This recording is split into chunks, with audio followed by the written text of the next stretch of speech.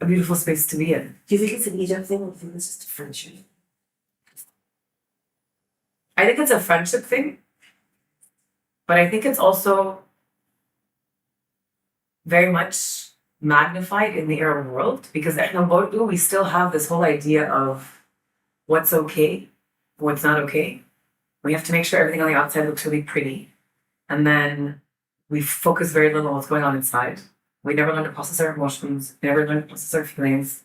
And I think like some of the most comfortable friendships I've ever had, and they're very few by the way, they're not many. And I think as you grow up you realize all you need is like two really solid friends, are the ones where you feel like I don't know how to like something I feel weird, I'm processing something incorrectly, I feel like I'm in the depths of despair, but I have someone that I can call that's going to take care of that, that's going to just love me just for me. And whatever they're going to say back to me is for actually my best interest. And I know that I can come as I am, not feel like I'm being judged, not worry about how I'm going to be perceived, and feel like I'm going to come through all my different phases in life and that person's going to love me because of me. And I don't need to be anything other than I am to be that. And she was the first person that taught me that. And I remember I was like 23 and I've never had female friendships my whole life. And it was her that kind of taught me like, let's overshare everything. But you know what was so amazing when we started oversharing everything, like I never have to wonder like what's going on. Like I don't have to worry if she's upset. Yeah. I don't have to worry if she's pissed at me. I don't have to worry like if I said something and there was nothing. It's like the assumption is we're fine. And if we're not, I'll tell you, we'll handle it immediately and then we'll move on. So it's always just a very relaxed scene. If you feel like you miss me, you're just going to call me up. If it's not going to be a thing of like, I haven't spoken to you in 2 or 3 months and why aren't you calling me and I'm upset and then like I stopped talking to you and I can't reach you. And that was my dynamic with people my whole life. And she was the first person that taught me that like, if there's something, we'll talk about it. If we're not talking about it, then we're fine. And it was like the very first relationship ever, friendship or otherwise, even outside of family, where it was like just, I could just be. And I don't need to be anything other than what I am. And everything that I am is totally okay. And she taught me to do that. And ever since that, like I made the decision, like I don't want to be having people in my close circle that don't want to do the same thing. And like I'll even have these conversations with new people I'm being friends with. Like, hey, listen, here's how this is gonna work. Like we'll actually design the dynamic so that it's relaxed. If I need you, I'll call you. If you need me, you'll call me. Maybe I'm not going to be there every single day, but you know that I'm solid. And no matter what, if you genuinely are falling apart, I'll get it in the car. 3 o'clock in the morning, I'll be there. But I can't be there every single day because I also have my stuff and we'll ask about each other when we need to ask about each other, but without any of the extra add-ons of the pressure and the stress. But I never had that growing up because I was bullied. So from the moment that I was taken out of my family environment and put into an environment with other human beings, like so junior kindergarten, I was like, 5 around that time. From that moment, I was bullied until I was about 12. And so my only interactions with human beings in my entire childhood were those types of very toxic, negative interactions. I never knew how to be anywhere else. And so I never knew what a friendship was. I never knew how to do any of that stuff until I became 12. And then the older kids liked me because we were in junior high. And then they started being friends with me. And then people accepted me. And then I said, okay, like, and then obviously navigating throughout that. So I remember you shared this story with me once. You're so skinny. No, I didn't know you were that podcast. I shared that story. When you were talking to me about how you were back in England. And then you were... how on your way to school and at school, they were constantly calling you Kamala. Oh my god, so that was the same, it was around the same age. So you've got to have context to this, right? I was born and I grew up in Sussex, in the English countryside. Fucking idyllic, right? Yeah. This beautiful idyllic, which looking back, I'm like, my god, it's an idyllic childhood, theoretically, right? Yeah. So this countryside, there's like a fucking willow tree outside my bedroom window, like, something out of the movies. I was like, rusting in the wind. And my school is like, so my school from the age of like 10 to 30, okay, so I was born in England. I stayed in England since I was 5. My mom was actually born in England as well. I stayed in England until I was 5. And we moved to Bahrain for 5 years. Yeah, which for some reason China like cancelled that. We moved to Bahrain. So that was an investment by my parents. This is like the height of the vegetable. Right? Which explains so much of my other. That's a story for a whole other podcast, right? It's fucking better with other kids. Anyway. I'm living from 1985 until 1990, but we're always going back to England, right? So it's never like we've moved to Bahrain because my mom was like, I'm not moving Because to not doing it. because you got to remember the golf back then is not the golf No, as we know it No, now. back then it The was golf is like like back then it was like you were that very very like limited bubble compound living as an expat. There's no internet, there's no satellite television. My mom is this very kind of free, authentic, real woman who is now living in this bubble of women who invite each other for lunch and they serve a whole khaloof, you know? And she's like, who are these? Who the fuck are these bitches? What's going on, right? She didn't know. I think my mom's own trauma comes from this fire. She started to unravel. She kind of made this all white house. No, but actually, I go from like total freedom. Yeah, to like this weird anyway. So I did from 5 to 10. That's fine. And then I moved back to England when I'm 10. And so the Gulf War breaks up. We're back and forth all the time. But I'm going to school back again, and then a British school back. I moved back to England when I'm 10 in 1990 when the Gulf War breaks up.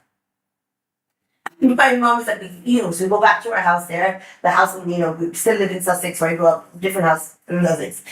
And so there's one of my best friends who I grew up with, who I knew from kindergarten, Camilla.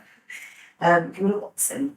And so Camilla, I know, I love it. I love it. I fucking love her. And I don't even see her, I'll see her every 3 years, right? But it's just it's the same. And she's like a bride. I love it. Total cycle. Yeah. Anyway, and so my mom to her mom, I can't remember what she's younger, but anyway, this was like, what's good? what about your school? And so my mom doesn't even speak like that. She doesn't at all. She just doesn't talk. Good to know that she doesn't. It's just mom doesn't. Anyway, so I go to this school is like I go to ski on the if you put this on video, you need to do one of these little visuals because it's something out of Harry Potter. This school it's insane. It's a school like Winston Churchill went to primary school. It's like a Harry Potter boarding school, right? I was a day student, it was a boarding school. And I'm the only brown girl in the school. I'm the only brown girl in Sussex at the time, right? I do not see any, What year was this? This is 1990. Yeah, so this is still pre-internet. There's no internet. This is back in the day when there's nothing. There's nothing. Your whole life you don't have access to worlds outside of your own world like you do now, which is this incredible privilege of the internet that people take for granted and social media. And so I'm the only white girl in this school. I'm the only brown girl in this school. I'm the only girl with curly hair. I'm the only girl with I'm the only girl with dark skin. I'm the only girl with fucking mustache. Oh my god! You know what I mean? This is just trauma. That's trauma. These are actually just the eyebrow and the eyebrows. These are eyebrows and mustache. And curly hair, which of course it's not even like we're embracing our curls, so it's beautiful curly hair. It's this thing with the cap, and then the hayish. And the halo frizz that's everywhere. And you don't know what's and it's a lot, and it's long, and I'm like, but I'm not like my daughter who's free and self-aware, so I it didn't even occur to me that I go, Mom, can I cut my hair please? I don't have that in my vocabulary. I know. And so they're all, and where are you from? Where you don't know where you're from, right? From Egypt. From Egypt. Oh, you're from Egypt. Yes, but I just came from Bahrain. Bahrain? Fuck you saying, right? So 10. Khalas, that was it. So I spent until I left that school and went to a senior school, it was just constant. Camel hump, the girls were vicious. There was one time where it was proper tooth and nail fighting. Yeah. It was just very, very toxic in a way that at that age you don't understand the fear that people have of something different. You don't have the tools or the vocabulary or the narrative around you that tells you your differences or what makes you special. I don't. You don't have any of that. And added, to add insult to injury, I'm a fucking nerd. You know what I mean? I'm the person who's done all their homework, who is like, I don't know. At my school, so at the school, they did this horrible thing, which I'm sure no one would allow people to do now with the headmaster. His name is Mr. Everton. Oh my God, baby. And in my mind, because of the way he looks in my mind, I still confuse him for Winston Churchill. I know, is Winston Churchill my headmaster? No, he's different here. It's because big guy, Mr. Allen, he wears waistcoat, jacket, tweed suit. Yeah. Wearing a tweed suit. He'd come in to every class group, every year group at the end of the term, and he would tell you your position in class working backwards. So say there's like 15 kids in the class, he would go 15th, 14th, 13th, every semester this would happen. Working backwards from the bottom of the class, from the bottom of the class to the top. So in my mind, there's no, I'm going to be the top of the class, right? So this doesn't endear me to anyone. I feel like I'm not going to be bullied and You know what I mean? Like, I'm going to top of the class. And I didn't understand. So the first semester, I didn't know this was going to happen. The first term, so many semesters, so the terms. The first term I was there, when I first moved back there, I didn't know this was going to happen. And then I realized, oh my God, they're calculating everything from all of the classes and they're going to get a position at the end of the class. But it was the same across the board. So, netball. Do you know what netball is, Dina? No. It's like fake basketball. Right? But it's like a British case, a proper game you play in schools, and it's a big deal, Okay. right? Netball is a big deal. Okay. So first day there, I'm like, you have to so you do 3 hours of games a day. So you start school, you do prep 7 a.m. You're sitting at school at 7 a.m. You do 6 days a week, right? You school at 6 p.m. and there's 3 hours of that sports, right? Okay. So you better get good at sports. And so I would do, and so we would do, so then netball. You know what rounders is, Dina? Like big baseball. Oh my God. So then there's also netball, and there's rounders, and there's fucking field hockey, and all this crazy shit. And I'm like, hey, so I'm gonna get good at it. And you'd think getting good at shit, you think being top of the class and being in all the sports teams and being, you know what I mean, and being popular doesn't. It's so Makes it worse. Does it? Makes it worse. It doesn't make you more popular. It's not like an American high school sitcom. Yeah, because in the, You know what I mean? in the US. It's no, then you'd be like popular, Of course. like fucking cheerleader or something. But I have a mustache as well, so that's not what I mean. So I can't win. I can't win. Sorry, It's not that is hey, I don't do it. Right? And then come in, wait, but smelling. We have to wear skirts, great skirts, right? It's not like now you have the option, or I could wear trousers because they call it. No, you're wearing your great skirts, right? Do you think I'm allowed to shave my legs when I'm 11, Dina? Do you think I'm allowed to shave my legs when I'm 12? No. Of course not, right? So now you have Oh my God, Amy. terrific situation, right? But here's the thing. You don't have to, only 20, 30 years later, do you look back and you go, oh, it didn't even click to me that I was being bullied so aggressively and so toxically for many years. Many years afterwards. So I look back and I go, that sucked ass. Really? Yes. I just thought it was a normal price to pay for being Egyptian, for being Muslim, for not being allowed at birthday parties to eat the little sausages because they were pork. That's not it. You know what I mean? And like Christmas, I don't even know why my mom didn't let us just fucking do Christmas. Do you know what I mean? Like, I mean, I don't celebrate Christmas because I was there. That's what I hate. Let me tell you about my hate.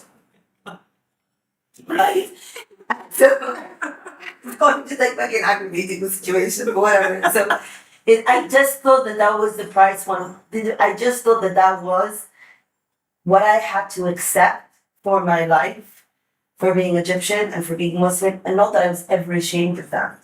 Relax. Everything that I do today is because of this insane level of pride Really? my parents gave me in my nationality, in my heritage, my religion, in all of it. But that pride didn't manifest itself in youth in the way that it did at Publi. But it didn't also, so it wasn't about, I didn't feel ashamed of those things. I just thought, that's the price to pay. it never occurred to me that I had to be like, you want fuck, you're kind of cooler than you actually. No, because you don't. Because it just does, you know what I You mean? don't. So it was colors. It is what it is. I'll pay that price. But it didn't occur to me, is it like now? And I'm like, Because I think now as well. So after years of working on who you are and understanding what it was, and also just having a sense of awareness, and then like I think with also just having a sense of accomplishment in all of those things, and then realizing that there are certain qualities that we have as a result of all of that abuse that was happening, that eventually gets you to where you are right now. But of course, it takes like years of like soul searching and therapy in my case, and like having to really navigate like what are these emotions that are a result of so much abuse for so long. Because I also remember like I knew I was being bullied, like I was very well aware of it, but I think as well for me, I also it was a really messed up situation. why were you being bullied? What What are they bullying you for or about? Honestly, Amy, it was like everything. Like, well, so it's really interesting. So you were in the States. So at the time, I was at the States at the beginning, and then even when I moved schools, I was still getting bullied. And just recently, last year, my American high school teacher, Mr. Olson, came to Egypt, and he's like, "Hey, I'm on seeing the pyramids. I'd love to see you." And I hadn't seen. Are you in the pyramids? I hadn't seen him in like I don't even know how long. And we sat and we talked, and Hassan came to meet him as well, and it was like so interesting for Hassan to hear what he was saying, because I told Hassan that I was being bullied, but Hassan wasn't someone who was being bullied, so he couldn't really grasp what exactly I was going through. And I remember sitting with him literally just last year. It was actually an event you and I were at, and then afterwards I went to meet him. And we sat down and we talked, and he was amazing. And he was talking to me, and then the subject of being bullied got brought up. And he got really sad. And he's like, "I'm really sorry that you went through all of that. Like, I didn't know until years later." And he's like, "Just recently I met up with a student, and he was talking to me about everything because my situation was like a case. And he was recently talking to me about everything that you went through. And he said to him, I don't know how Dina got through those bus rides home every single day." And I remember just staring at him thinking, I don't actually remember those bus rides. Like, what was happening on those bus rides? But it was like a constant thing all the time. And he said to me, he was like, I was like, but I still don't know why they bullied me. Like, I know they were bullying me for whatever reasons. They would make things up, and it was always like an excuse about something. Like, one minute they'd be like, "Okay, you can be friends with us," and then the next minute they'd all come to me and say, "You can't be friends with us anymore," within like a span of like 2 hours. And it was like a thing where they talked about it. And I remember one time specifically sitting in the library saying like, "But why? Like, what did I do wrong? Like, please don't do this. Like, I can do anything you want." And I remember like as a kid standing in the library at the thing, and the person that was the head of the party, because there's always someone who's the head of it, was very just, "It's not gonna happen." And she walked off, and all the girls, like literally full on mean girl stuff, walked off. I remember like running to the bathroom, crying my eyes out, and then washing my face, walking out, putting a smile on my face, going home, pretending like nothing was going on. And then, so he was saying to me, he's like, "You know what I think it was? I think it was because you were such a happy kid." And I was like, "Really?" And he was like, "Yeah, like usually kids with issues in the home are so angry and frustrated that when they come into a space where their kids seem," I was always a kid that was just laughing and happy and whatever, that very frustrates them, and they feel like they need to tear them down to also be the same way, because what they're seeing is something they wish they had." And so it just so happened that this one girl that was the main bully and was causing all of it, they ended up being a couple بعد كده, but like she was with me through all the different years until we finally graduated from junior high. And it was like years of me being in a situation where I was just so scared of people all the time. Like, I don't remember a year where I wasn't scared out of my mind of having to interact with someone and worrying about how it was gonna go. And it was years of like, just what's wrong with me? Like, why does this keep happening? Like, why am I not the person that they like? And then having to always mold my personality to find a way to get people to like me. And that was who I was for like the longest time. Until years and years later, where I was like in my 20s actually, it took that long. Years and years later of like being in really bad friendships because I just wanted people to like me and I just wanted to make friends. And then really bad relationships because I was just like, anytime a boy liked me, I couldn't believe it. So I said, okay, let's do this. Like, okay, I'll be with you. Okay, I'll be with you. So anytime a guy liked me, I was like, okay, that's fine. I never actually understood like, okay, why do you want to be with this guy? Like, are you even compatible? Is this something you want? And it was only years later, like in my 20s, when I ended up in a really, really bad relationship for years and I couldn't find a way to get out of it, did I actually realize like I was with like the ultimate bully and I'm too scared to leave this person because I'm afraid of what they're gonna say or how they're gonna feel about me or how they're gonna perceive me. And it was in my 20s where I finally decided like I am in so much pain and I'm causing myself that constant pain. And like everything I'm doing is stemming from this like thing that happened to me for so long as my childhood, which I've only identified myself with because the friends that I'm friends with are not actually people that I want to be friends with. The people I'm in relationships are not people I actually want to be in relationships with. And then I was like, I am just so miserable and so unhappy, even though on the outside I learned to do this thing because that's what I picked up from school. And then it was only then when I finally decided, okay, I'm so sick and tired of being sick and tired of myself that I need to do something about it and I need to shift that. So for you, years later, after England, after years of that abuse, when you finally realized like what that had caused, what effect did that have on you in making the decisions you needed to make in your life to make your life the way that you wanted? And were there things, I mean, obviously there were just really bad decisions that were made from that space. Yeah. So I think it's very interesting what you say about it takes you. So I mean that was a very it was a very condensed 3 years, and then when I went to my next school, we call them senior schools in England. In England as well? Senior school in England as well. Right? I was in England, and my whole life was in England until I graduated from university. My next school was great. Like I was great, but I was always very. I think I was never the popular girl. I was never the cool girl. Do you know what I mean? I always had good grades. I was really well at school, but I was never, there was always a very disassociative thing between what I'm allowed to do and what they're allowed to do. And at that age, that's a big deal. Yeah. You know what I mean? Yeah. Like it's so easy to like go. And I'm always, and you know what, Dina, always with these conversations though, I'm always very, I think people, the small things can shape you in disproportionate ways. Absolutely. But I'm always very cognizant when we have these types of conversation too, of my incredible privilege as well. All of our privilege, 100%, you know, like 100%. people go through horrific 100%. things and horrific trauma, and so obviously nothing like that is like that. Yeah. Alhamdulillah. But I mean, and so it was never, and I think that it was that sense of isolation and that sense of being an outsider, a very visceral sense of being an outsider and not having any stories that related to me and me. Nothing that looked like me outside of my family. I think that had the greatest impact because that kept me very distant from people in a way that I always felt, and that stayed with me for a very long time and still pops itself up very aggressively to this day. I always felt like the imposter in any fucking room.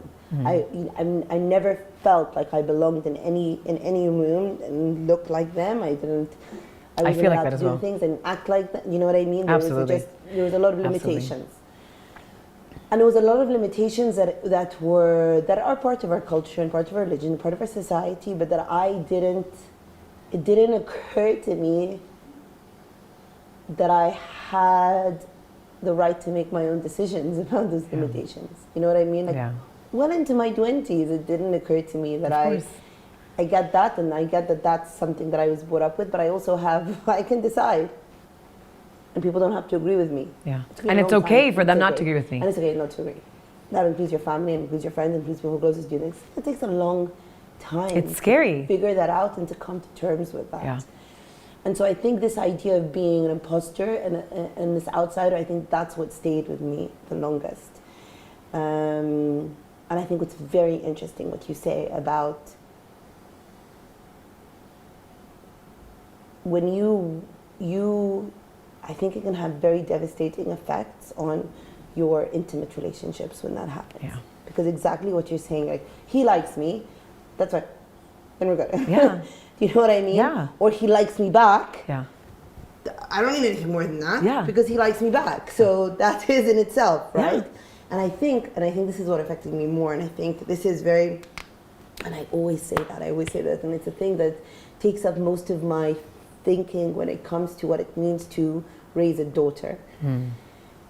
is this idea of how do you, again, so I have this dissociative thing that comes from what you're not allowed to do, and one of the big things that you're not allowed to do is have sex. Oh my God. You are not allowed to lose your hymen. Everything else will be forgiven, but your hymen, right? Yeah. Right? And Yeah. I say this as someone who comes, I'm lucky that I'm someone who comes from a very liberal family, right? Yeah. It's a very liberal family. We're very open. We're very cool. But as a girl, we don't have sex. Yeah. And so my whole feelings and ideas and narrative around sex came from shame and fear. Yeah. Fear of God, fear of my mother, fear of my family, fear of the consequences, fear of everything. And when you're in that situation, you make horrific decisions. Yeah. As opposed to going into a relationship where I'm making that decision based on whether or not I'm intimate with you, and the ways in which I'm intimate with you depend on what is comfortable to me, to my respect for myself, or not. Cool, but dude, you know what I mean? Yeah. It comes from here. Yeah. But when your decisions are coming from these weird, crazy shit that's happening here, you teenagers and humans, we will do the things. Yeah. Right? Yeah, of course. How do we feel about these things that we do, or what saves us or fucks us? Yeah. And the problem is the narratives that we give our daughters sets them up for failure. Yeah. It sets them up for failure, and it's done unintentionally. Our mothers and our grandmothers and their mothers did it with the best of intention, thinking that they were protecting their daughters. There's no ill will here. No one wants to do something bad. No one normal wants to do something bad by their kids. Yeah, absolutely. Ever. Yeah. So it's with the best of intentions. Yeah. But when you put that fear and shame in them, they will still do the thing, but they will do the thing in ways that are unsafe. Yeah. In ways that in ways that are secretive. And I would look, and in hindsight now, I look at my girlfriends abroad who I grew up with, who at that same stage of their lives were making much better they were having sex, but they were making much better life decisions around those relationships than I was, because everything was so punitive and secretive and problematic for me. Yeah. And you know what happens when that's the situation? Men make use of that. Bad men make use of that. Yeah. And bad men manipulate that. Yeah. And so I ended up in my early 20s, I ended up in a very fucking abusive relationship because of it. Yeah. In a horrifically abusive relationship before. Abusive psychologically, abusive emotionally, just a very, very toxic, dangerous, horrific relationship, because I was not making this, because he was able to manipulate me and to manipulate these ideas into my head, to amplify them into thinking that I was a bad person, that I owed him for accepting me. And let me give you context. So this was my first marriage, right? Yeah. And I ended up, and I was about to say something, and I was a virgin when I got married. Yeah. And yet I entered that marriage, I eloped, by the way. I got virgin, I got married. No, I was totally against my family, totally against everyone in the world. Yeah. And yet I got married as a virgin. Also, that there's that narrative that irrespective of what you fucking do as a woman, that you would give yourself that narrative is already a fucking musiba. Yeah. It's already a musiba. Yeah. But that's what happens. And I don't know, and I've not yet figured out how you navigate that, how you navigate raising girls in the world that we live in, where they have to be aware of the dangers, but without making them fearful. Yeah. How you navigate a world where you want them to own and have tremendous respect and pride in their space and their boundaries and what is comfortable with them, but also to be open to experiences that are safe and pleasurable and wonderful and loving. Yeah. I don't have the answer to that. And how do you, it's not that I don't want to take faith or religion out of the equation. I have so much faith in a higher power, and that faith is what has gotten me through so many situations. Yeah. But I don't know how to balance all of those different things. I just know how negatively that specific space had impacted me. Yeah. And it took a long time. And once you find yourself in an abusive relationship like that, people don't know how long that stays in your head. Those voices can stay, that voice, even if it's a lone voice, can stay in your head for fucking decades. Yeah, absolutely. Absolutely. And it takes a long time to get it out of your head and to go, that's not, Yeah. you convinced me of something that just wasn't true about me. Because you're also in a space with someone who you like technically should be feeling safe with.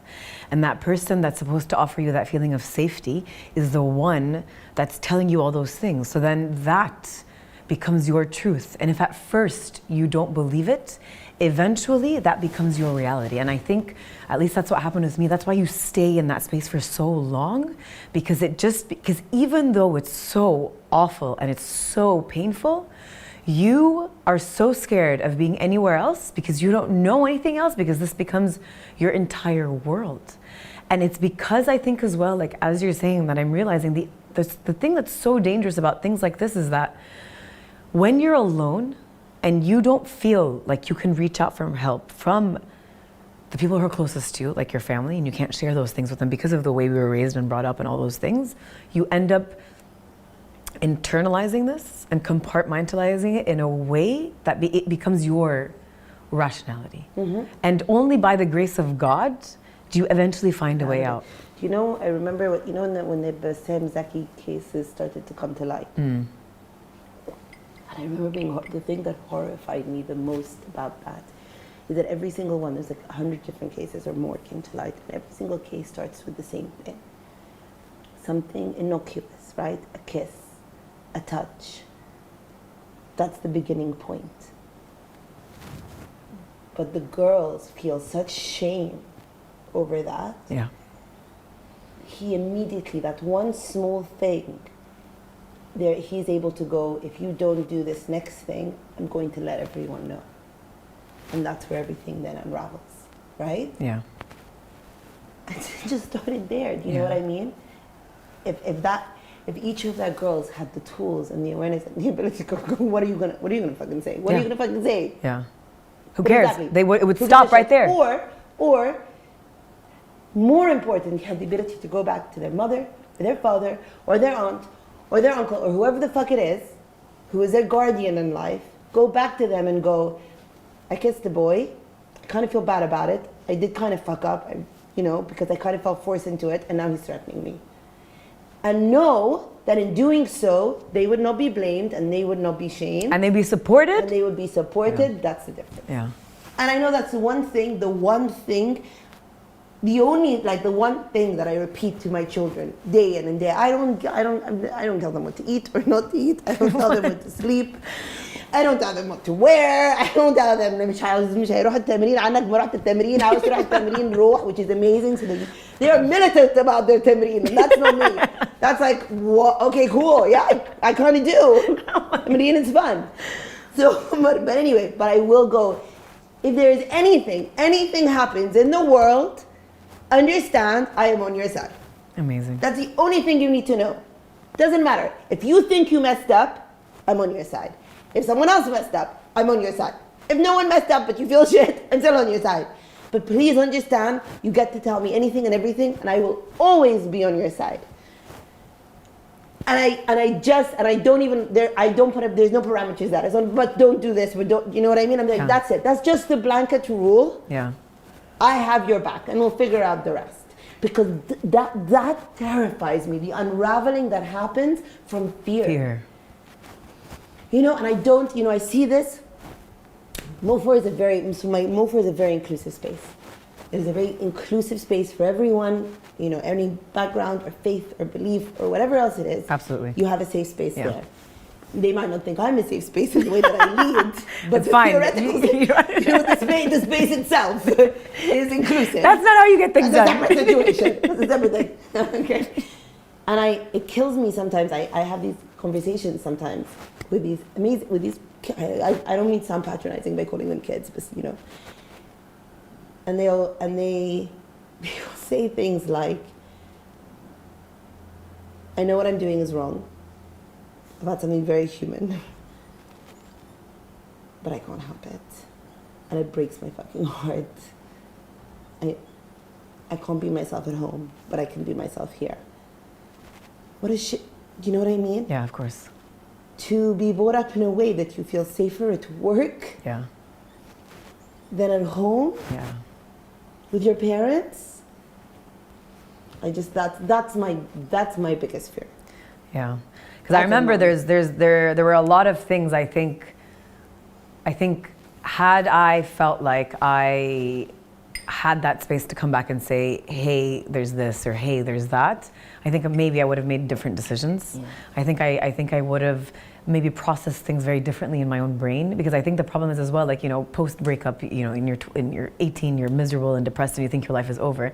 What are you doing? Like, you're wallowing in your misery in your room by yourself, and then you exit the room and you have to pretend to be fine, but then you go back into the room and you're crying again, and the way that you're internalizing the experience ends up being far more detrimental to your evolution, to your thought process, to your identity, than it would be had you just spoken to someone who genuinely loves you in a safe space that says, by the way, what you're going through is normal. Let's. It's okay. Yeah, and it's totally normal. It's not the end of the world. You'll find someone else. Let's roll up the sleeves.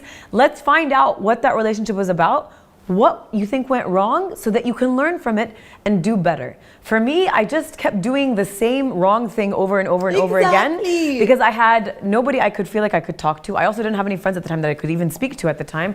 And I think my siblings and I weren't even that close, so we couldn't have that conversation. And we were all just figuring it out as we went along.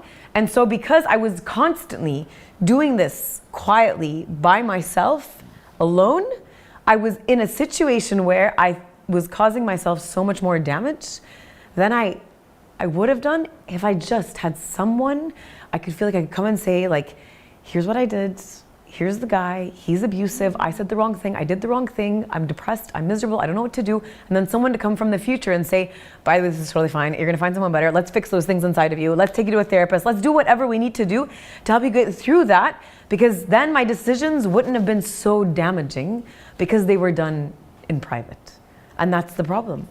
And that's why I think it's so important to be able to start having these conversations where it's like, yeah, let's talk about what happened when we were much younger that caused us to become who we are today, to make the decisions that we want to make, to make these really bad decisions for ourselves, and then to talk about like what we feel about these things so we can be able to navigate this stuff properly, as opposed to always keeping it in secret, processing it very incorrectly, because also, like, what we believe about the world is how we processed what happened inside of us.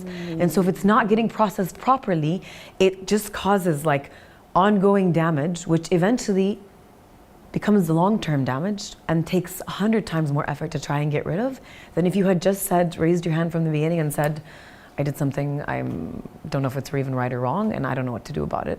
And to be able to do that. Like, I was talking to my sister about this, and she was saying, like, look, to the best of my ability, because her daughter's like 11 now, I'm gonna try. She always says, like, whatever, just talk to me. And we're gonna figure it out. Whatever it is. And every once in a while she'll go be like, talk to her mom, be like, Mommy, I have something I need to tell you. And she's like, there's a moment in my gut where I'm like, Yeah. like, Yeah. And then she's like, oh, it's something dumb. She's like, oh, thank God. Yeah. Oh, something happened at school. Oh, thank God. And it's always like something really, really like silly so far. But she's like, I know that if I don't create that space from now, Yes. so much more is going to happen in private, and they're going to completely mess it up in ways that they wouldn't if we had just been open and honest and okay to have these conversations with them when they're much younger. Because I think also, like, as I'm watching her like do this with her, like, Sophia now is able to make really good decisions for herself that, like, my sister doesn't even have to have conversations about it. Like, she'll just ask her the right questions and she'll know that, like, that's not for me or that's not for me. And in her gut, she knows who she is as an 11-year-old. I don't even, like, I was literally playing by myself on the monkey bars at 11, like, wallowing in my self-misery. So she just knows, and she knows that this is not okay for me. And I trust my gut, and this is not okay, and I don't want to do this, and I don't feel pressure, and I don't feel this, and I don't feel that, because there's that open and honest conversation all the time. And I really feel like if we can just get to a space where we can start to do this with people like your children and that entire younger generation, people in their 20s are going to be navigating this entire thing very, very differently. Yes, there are really bad men in the world. Yeah. Okay? But I think the more important conversation is the conversation about the women and what's going on inside of them that are making them stay with those really bad men. I think I'm not discounting this male conversation, خالص. We need to have that. But I think really what's important is, why are women reaching a space? Why are teenagers reaching a space? Why are people that are prepubescent reaching a space where they can't recognize that? They don't understand what that is. And they don't have those alarm bells inside of them that tell them, this is not good for you, walk away. I feel like a lot of the times, like when I was in really bad relationships. Because of the bad men in the first place. No, I understand completely. But what I'm saying is, for me, so I kept doing this to myself over and over again. And while I was in it, I couldn't walk away, okay? And there were moments where I think much later on, before I finally just snapped and decided I'm not doing this anymore, there were moments where I was sitting there in it, saying to myself, this is really bad. I am so miserable. This is so abusive. And then I come back the next day to hang out with them, right? And I realized, if I'm gonna be really, really honest with myself about why I'm doing this, for me, it was, I had very low self-esteem. I had very low sense of self-worth. I didn't know that I deserved something better. I didn't believe that I deserved something better. And I was too scared to be alone.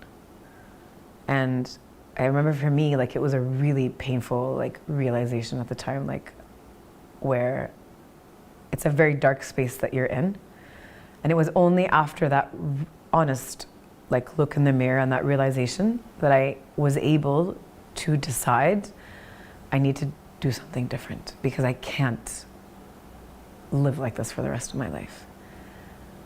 And I think it's so important to be able to, like, one, have those conversations very openly, because you have people that are not just in their 20s, they're in their 20s, 30s, and 40s that are stuck in bad relationships, that are stuck in bad marriages, that feel like they have no other way out. And as much as it is important to talk about the signs in abusive men or abusive relationships, I think it's even more important to talk about that thing inside of us that makes us feel like we're powerless to do anything about it. Because essentially, when we're able to recognize that, only then can we really set ourselves free. And I think that conversation is the conversation. How did you get out of that? Like, how did you actually get out of it? So I ended up, I think I was 29. This was the last guy that, like, was the straw that broke the camel's back. I was 29 and I started dating a guy, and it wasn't even for that long. And the whole time I was dating him, I was telling myself, I don't really care. I'm just having fun. Like, he's just fun. We're having fun. And then literally, Amy, like, it's like a 2-month thing. It's not even a thing. He ghosted me. And then I found myself getting really upset, even though I said to myself, like, I don't care. And honestly, like, we didn't have a relationship. Like, it was like we were just hanging out and doing fun things, and that was it. And then, because he stopped talking to me, I sat with myself one night. I remember sitting in my bed thinking, oh my God, like, I'm in so much pain. Like, why am I in so much pain? Like, I don't even care. I had the urge to call him, didn't do it. And then the amount of excruciating pain that I was in was physically, emotionally, like, I could feel it in my body. It was physically excruciating, emotionally excruciating. And it had been a streak of this happening for so long that I finally made the decision that I can't live like this anymore. Because I think, Amy, what ends up happening is we as human beings, like, we oftentimes tend to push ourselves to the brink of absolute pain and despair. And then sometimes, not with everyone, but I'm like this, I was like this, I need to be pushed to the edge of pain to get momentum to do something else. Like, I will know that, like, this isn't good for me, but it's fine, I'll figure it out later. But when I get pushed to the point and the brink of pain was the moment that I said, like, I can't do this anymore. I cannot live like this anymore. And there was like a realization where I said, if I continue in this way, I'm going to lose myself forever. And I can't do this anymore. So at that moment, I ended up making a decision. I'm going to be by myself. I'm going to fix that thing inside of me that needs to get fixed, because I'm the only common factor in all of this. It's always, I'm like the people are coming and going, same person in a different body, and I'm literally the same person is sitting in that same spot, doing the exact same thing, expecting something different to happen and my happiness to come through. And then it was like literally a year of me making a conscious decision, like I'm gonna stay alone. And so I remember in that year, like there were guys and they were interested in whatever, and it was like, no, I'm not interested. And it was the first time in my life I'd said that. I'd never done that before. Anytime a guy would come, I'd be like, oh my God, I can't believe you. Yeah, okay, let's do this. I would say Meshti, because I literally, min goweya, like I couldn't believe they liked me. I couldn't believe what they saw in me, and I was relieved that that was there. And in that year, it was a decision of like, no thanks, I'm not doing that right now. No thanks, I'm not doing that right now. It wasn't easy all the time, obviously, but like, no thanks, I'm not doing that right now. And in that year, I ended up, because I'm not distracted about the outside world, you started peeling back all of the different layers. And in peeling back all those different layers, I realized that it was literally just a thing of I'm defining what it means to even have a sense of self-worth. I had zero prior to that. And I think after spending that year really working on myself, like when I then coincidentally bumped into Hussein, I recognized that thing in him that was true for me, because I had already filtered through all that other stuff that was making me completely blind to seeing someone who was like a good quality human being, you know? I think as well, like maybe there were a lot of great guys around me at the time, but because I wasn't that person. You have to become the thing that you want, because it's not about you just attracting things to yourself. You have to be it and it will come. And so then the work then becomes about you working on yourself. You become that thing, and then that thing appears into your life, because a lot of times it's already there, but because of who we are, we just don't see it. And we then, Hussein, years later, we start discussing, like, because I literally had never seen Hussein before in my entire life, but he had been in so many different spaces with me, and I never saw him, because it was like who I was at the time, couldn't recognize that thing in him that was good for me. You know, we get attracted to what we are, actually, essentially. And that, I think, was the biggest painful realization for me, because I think I was priding myself on the fact that, like, you know, my work is working and I have it together and I know what I'm doing, and people saw Dina on the outside as being this person, and I had to be that person. And the shame that came from having to realize that I actually effectively, when I sit alone by myself with my own thoughts, I'm not that person. For me, that was the most painful. Like that was excruciating. Just when you finally realize who you actually are, as opposed to what people see you as or who you want to actually be. So then the work becomes then you having to work on yourself, you know? And then finally, when I met Hussein, it was like an instant. I recognized it. He recognized it, because he had also worked on himself in that space, like in parallel, but away from each other. And then we just knew. And then also when I then got married, I knew what to do to take care of it. Because you can find the right person and then not be the right person, and then not have the tools and not know what to do. But because I had already spent that year like deciding I'm going to be alone, that it really helped me do that. Because I think a lot of the time, Amy, like we distract ourselves by so much. And if you're being distracted, you're not looking inwards. You're not figuring out like, what is that thing that's in me that I know I need to fix? Like, where's my block? Where's my block?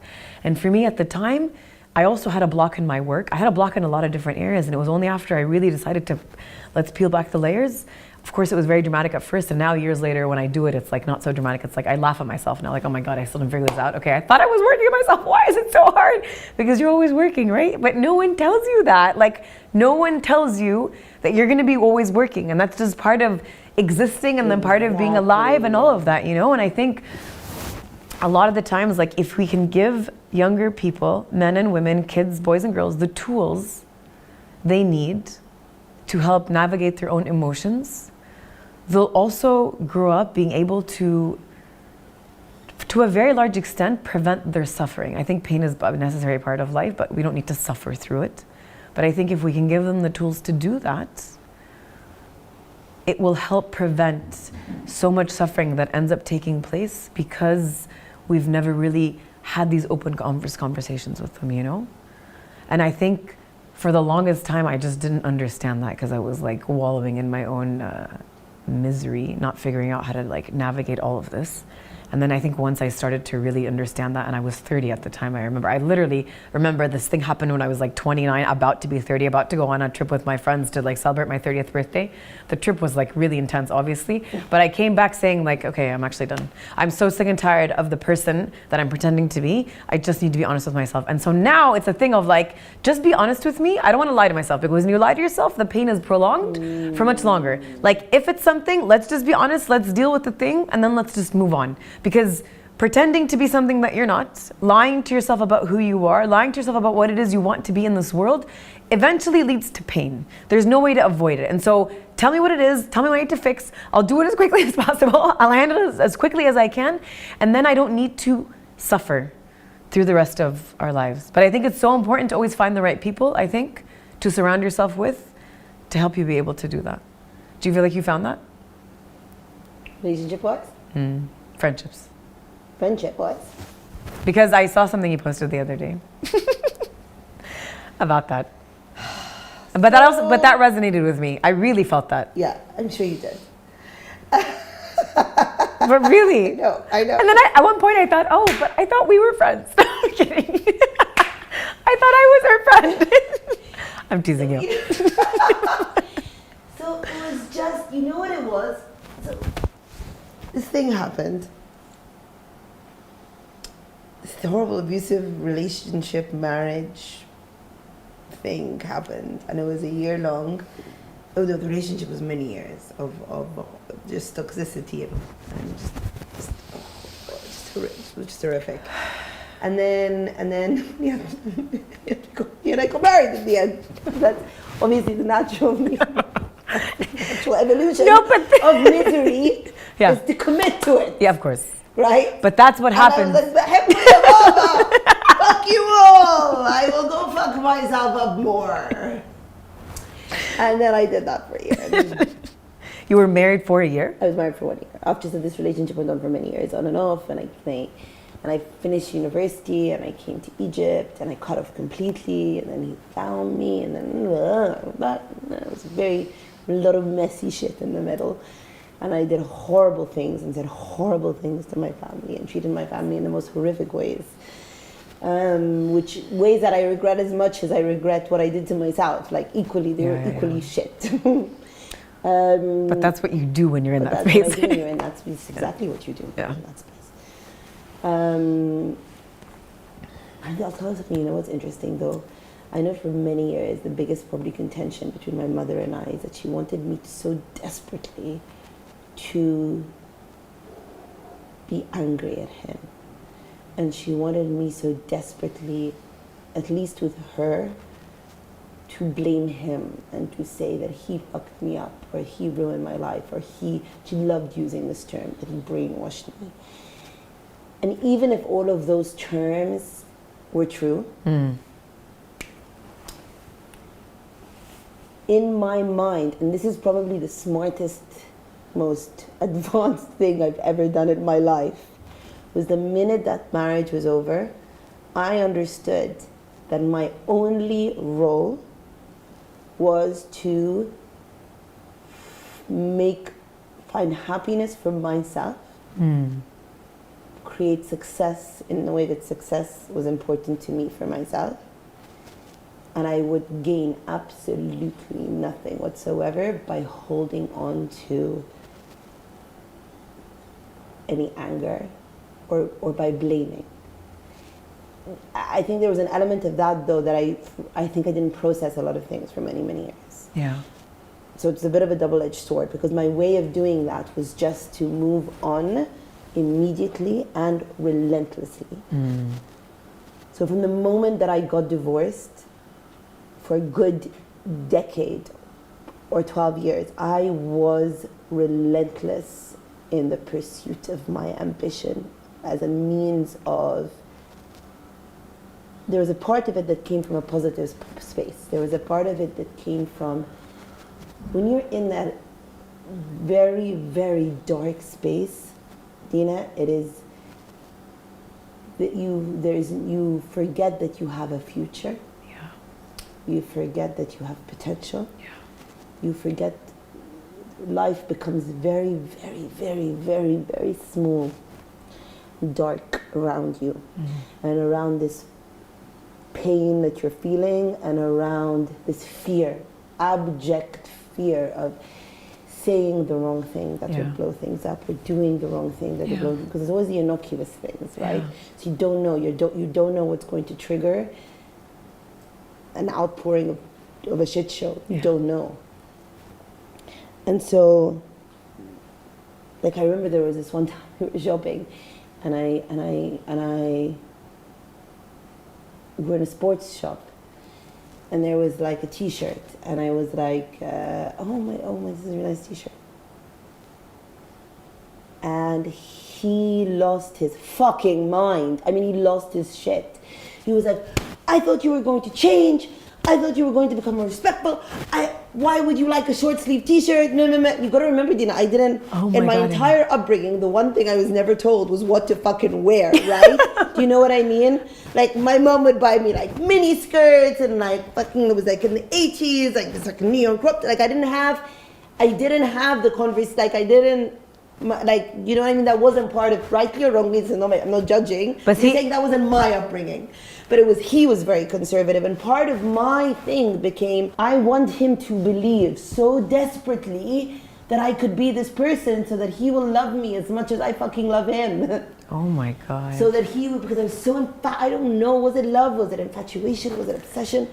Whatever the fuck it was, I don't even know. Till this day, I don't know. And I veer dramatically be going, I don't know what it was, but it was something crazy.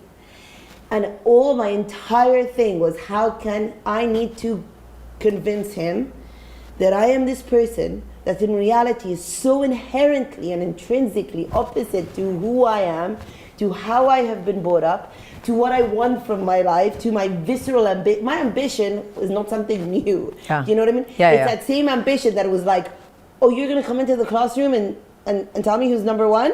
Okay, then I'm going to be fucking number one, right? We have to play this netball game for 3 hours every fucking day. I know this doesn't make sense, but if we're going to fucking do it, then I want to be on the fucking team. Yeah. So that has been a persistent thing. So then to live in a world where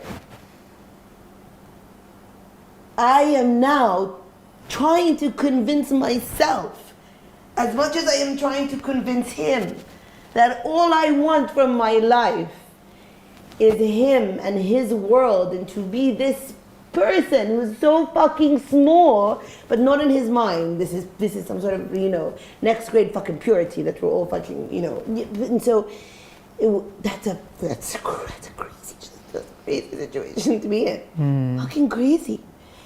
And I part of that, so when I got divorced and I worked up the nerve to do that, part of what then drove me for the next decade was the absolute, unadulterated joy and relief of having my life back.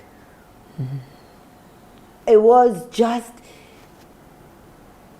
so it wasn't even, I was moving, it was very easy to move on, because I was like, I am that person. I want to be a success, and I want to achieve these things. And I don't give a fuck if someone's wearing a thong in public. I don't care about any of this shit, right? You know what I mean? Yeah. I'm open, and this is me, and why? And I'd done this to myself for so long for him, and I was so relieved to finally go, wow. And then for the next decade, I was so grateful. Until today, Dina, do you know what I mean? That stays with you. And people talk about like, oh, I had a near-death experience, or about the shot, they get into very horrific situations, they realize how you can lose your life. Not to compare, But being in that very dark No, but space that where is. your life has been taken away Yeah. from you, whosever fault it is, whatever the reasons, whatever internal things that we mismanage, whatever horrible or good or whatever people you meet in your life, when you're in that situation where you have actively removed your life from yourself, Yeah. and then you get it back, You feel freedom. it's a fucking revelation. Yeah. And I realized also in that moment, whatever type of relationship that I would have, the one thing that I would never, ever, ever, ever give up is my fucking freedom. The one thing, and I think now, and maybe it's a very aggressive, visceral reaction Yeah. now from me when anyone. It's why I'm so bad with clients. Oh my God. I swear to God, because like when I feel someone in front of me trying to enforce something upon me, it's a visceral like, no, no, Yeah. no, no. No, because you also, I think, just recognize Yeah. that this is what it is. Yeah. So it's very like, and so I was so. Well, we were talking about friendship.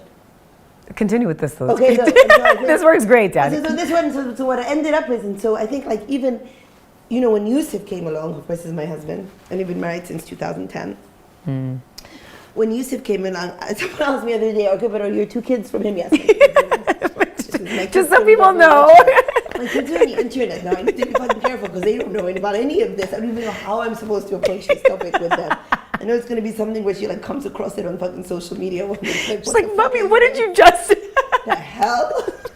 And she's already a bitch with me, right? So can you imagine? Like, she already feels like she owns me. I did think about this earlier as you were saying that. I'm like, I wonder what Maya will feel when she know. says all of this.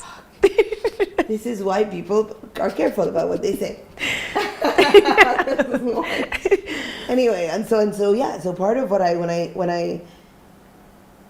one of the things, and to me it was, it's very difficult. You never get over I don't know, maybe, I mean, some people, I never got over my good girl issues.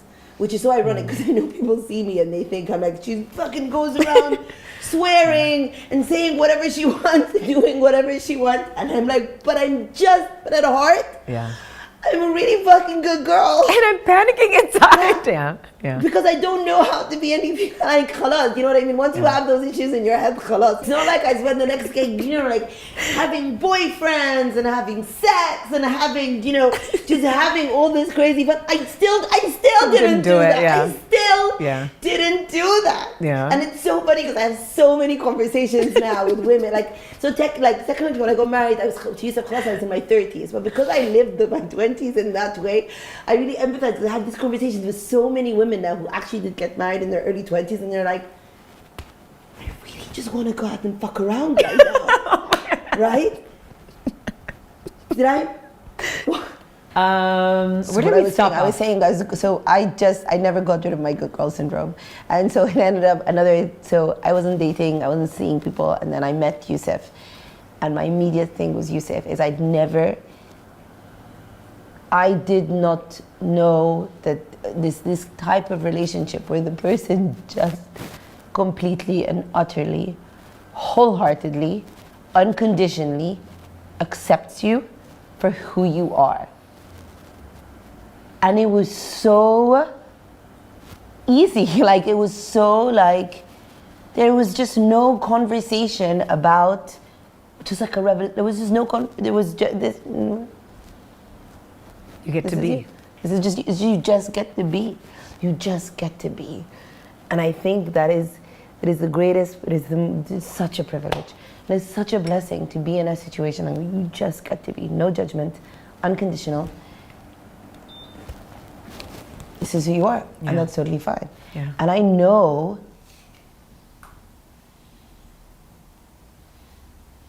that alone, I know what that did for me. Yeah. You know, I know what that did for me. Like, I was just like, oh my God, I'm sure I became, you know, I'm sure the reason now that I come across as very obnoxious to some people is also because of that, because there's just something about, you know what I mean, just being so accepted for who you are. You're like, yeah. I am fucking awesome. I'm gonna be more of this. I'm gonna be more. Yeah. Like, even if it's annoying. So like when you met Yusuf, did you know it was him? Like, did you recognize him? Not like, my soulmate, but I mean, when you met Yusuf, the man, did you recognize him to be the thing that you needed? Or was it something that just kind of... It was so, it was not like, oh my God. It wasn't that, but it was so natural and it was so easy. And it was, had I not had the experience that I have had, I may not have appreciated how special that is. Yeah. Had I not had the experiences that I had, I may not have understood that is such a solid foundation to a relationship and a marriage.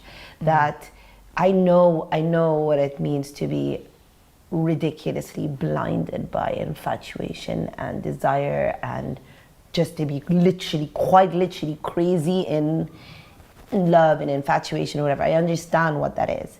And I also understand that that's not, bless them. There's some people who have that and it's good and it's quality and it's amazing. God bless them. And like, mashallah, you know what I mean? I wish that upon everyone in the fucking world.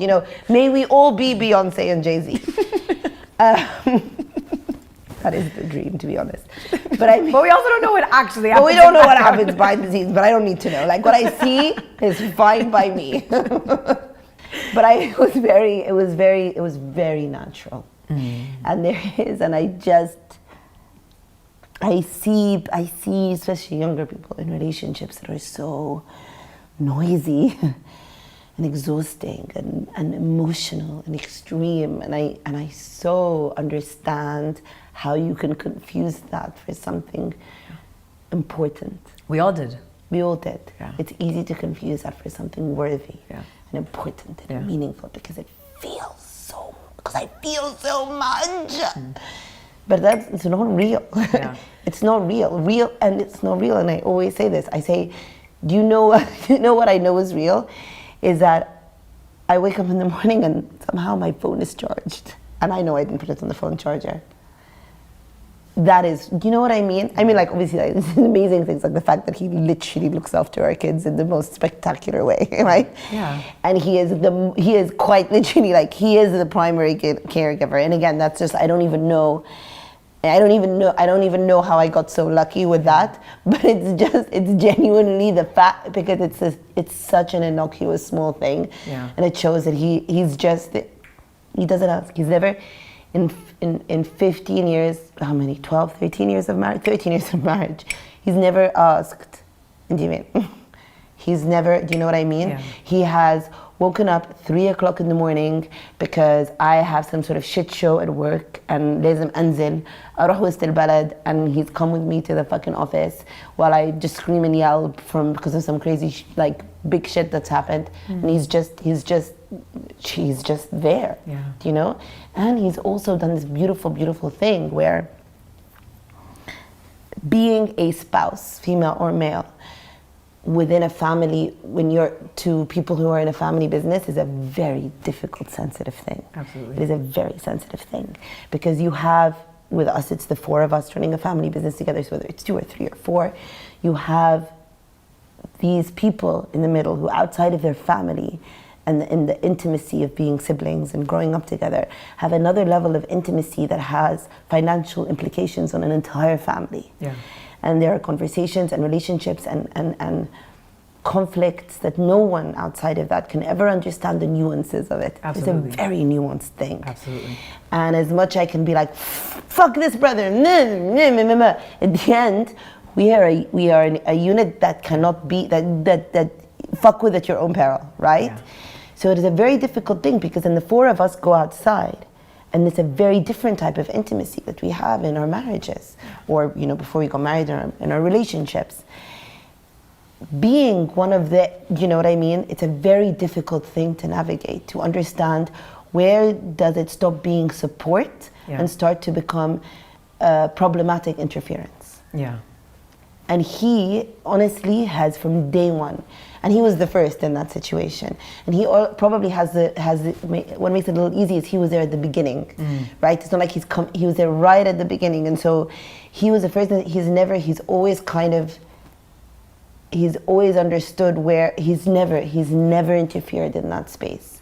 He's never inflamed that space. He's never, and it'll be very easy because I complain about my brothers all day and all night, obviously, as I'm entitled to, right? But he's never played the role of inflaming that, abadan. Yeah.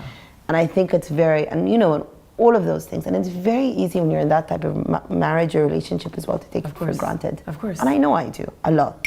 It's very easy to go, why can't I be Beyonce and Jay-Z, right? Why can't I be, why can't I, why? You know? Yeah. So when you're in a marriage for 12 years or 15 years or longer, if you know you longer, Yeah. already you feel that. Yeah. When it's compiled with the fact that it's so, it's even more, you know, and I always have to check in with myself. I always have to check in with myself, and I always have to remind myself it's not. That's so important, Amy. It is. Yeah. It really is. Because I think one of the most important things I think of making a marriage healthy and keeping a marriage alive and making it continuously happy is to always, one, check in with yourself, not to take the other person for granted for everything that they do, and to always check in with yourself about, like, really how are you treating the other person. And I think one of the biggest things for me I learned after meeting Haisin is I think one of the biggest qualities that are so important inside of a marriage or a committed relationship is kindness to each other. And to always make sure that even when you're hurt, you don't hurt back. And you're always behaving from a place of kindness, no matter what the situation is, no matter what the scenario is. And I think it's something I learned obviously like years and years later, where I realized like if that quality is there, we can figure out with all that extra effort how to navigate everything else. But the one thing that absolutely must be there is that quality of kindness. And Yusuf, obviously, I mean, he's gonna hear this and start laughing, but he so clearly has that. I think that's one of the biggest qualities that Yusuf has is like his heart, and you can see how he shows up every single day. And I think that is also something that's so important when you're coming to discuss relationships and marriages specifically. When you're going to figure out what it is you want, I think you need to be very clear about what it is you want, first of all. And then I think you need to realize that the pain of being alone pales in comparison to the pain of being in a really bad relationship. And you should never allow yourself to be put into that space just because you're too scared of being by yourself, because you will be lonely sometimes. And like being alone is a good thing. Being lonely is probably something we need to work on a little bit more, but you will be lonely sometimes. But in your bad relationship, you will always be alone and you will always be lonely. And the pain that will come from that and the damage that will come from that will always last with you for years if you're always acting from that space of being scared to be by yourself. I wanted to actually ask you, so now that we've discussed all of our childhoods, like, so for me and my work, I now know, I didn't realize at the time, but I now know that a really big part of why I decided to design clothing and why I thought for me, like my life's work is to empower women through the choice and the freedom to choose what they want to wear. I wasn't allowed to wear whatever I wanted. And for the longest time I had very, very short hair, which obviously fueled the bullying, but like I really looked like a boy. Like I would go into the girls' bathroom and then like security would come in after me and try and pull me out. It was like a situation. And eventually I had to pull my shirt up and show them my boobs started growing. And then finally they left me alone. So that was really traumatizing for me. And then What the fuck? yeah, it was really traumatizing because I was like, as you're like 14, 15, the boobs are coming out. I had super short hair, like shorter than any man you can think of. And I look like a boy. I would go into the bathroom wearing oversized clothes because I was never allowed to wear something my size. Security would run after me, try and pull me out. Women would be screaming. And eventually I'd pull up my shirt. They'd see that I'm wearing like a training bra and like eventually they'd leave me and I'd stay. So for me, my initial decision to decide like I want to be a fashion designer and I want to design clothing for women is because like my right to choose what I want to wear is the most obvious form of self-expression. It's the first thing the world sees on me when they start realizing who I am. And my conscious decision to wake up every single day to decide what is going to be put on my skin is one of the most important decisions that I will ever get to make. And throughout the design process, throughout the years, we decided when people come and start designing things from scratch, no family is allowed to come, no parents, no boyfriends, no husbands, nothing. You come alone and we let you choose who you want to be throughout the entire process.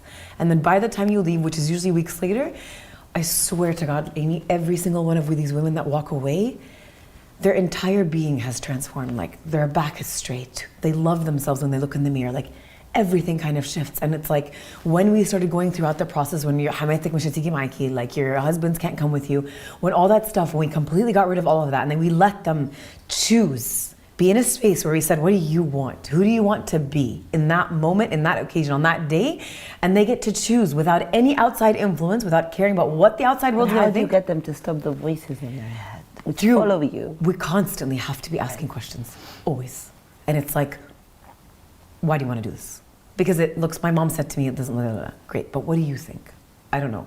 Do you like flowers? Do you like this? Do you like that? It's a long process. Look, it takes a very long time and it's not very financially lucrative, but I was going to say. which is why I do 10 other things. But I realized, Amy, like for me, my right to choose who I want to be today, every single day, is the biggest.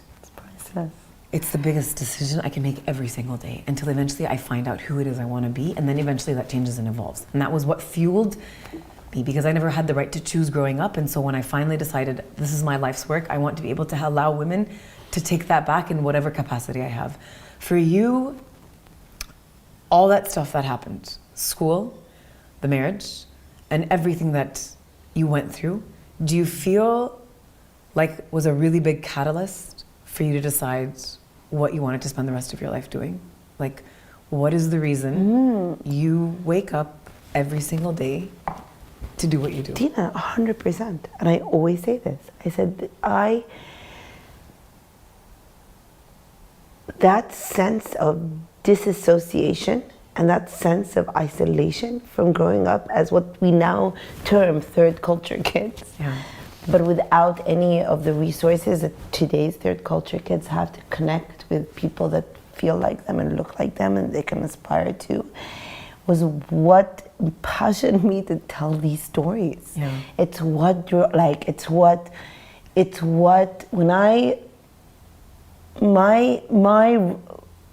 for many years people had told me, or my mom especially had said, you are a writer, you are a writer, you are a writer, everything you do is right. I didn't understand it, I didn't see it, I didn't get that all of the things. So I started working when I was 18 while I was at university, and I started working with Red Bull. So I was in their first, first ever, yeah. So I was their first ever, the first year they launched their student brand manager program, which is now globally renowned. I was in that first quota in that first year, so they had put an ad, they had to put a full page ad in the newspaper, because this was before the internet.